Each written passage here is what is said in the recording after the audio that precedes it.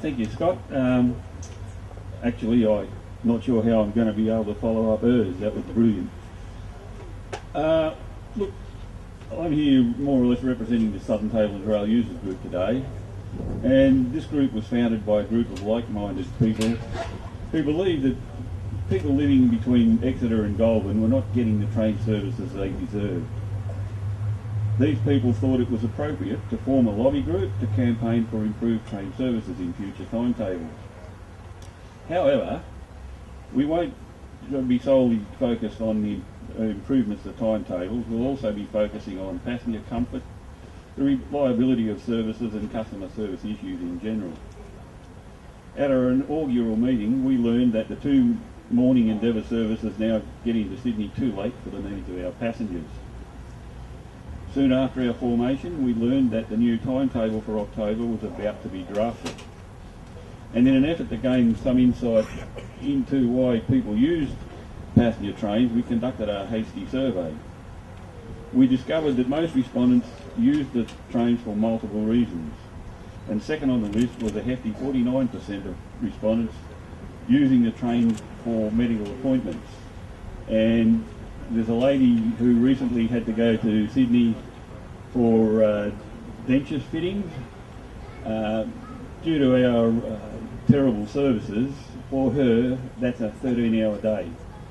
She will go up on even if she goes up on the 7:40 departure train from here, she cannot get back before the 4:02 in the afternoon, and that's a 13-hour day. And she's got to go back a couple more times to finish the denture fittings before she actually gets them.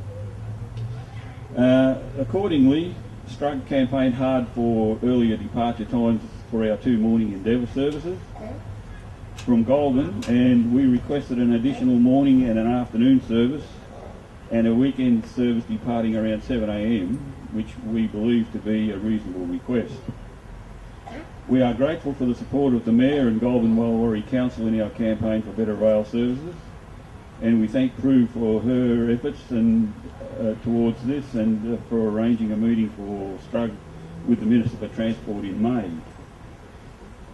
We would welcome a coalition with the Chamber of Commerce and other community groups to secure better rail services for the region.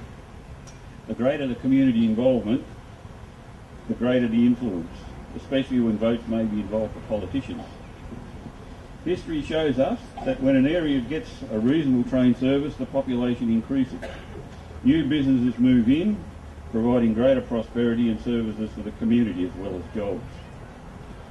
It was disappointing to hear Prue in a recent radio interview, when asked about rail, say that of course we'd like more train services, but they cost millions of dollars.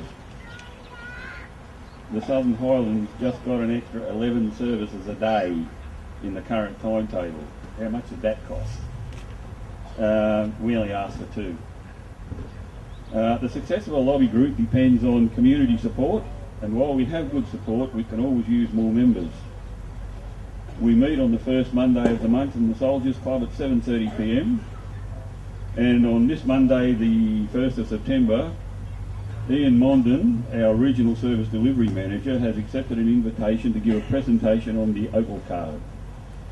Anyone wanting to learn the ins and outs of the Opal Card is most welcome to attend, and I look forward to seeing you all there. Thank you very much. Thank you.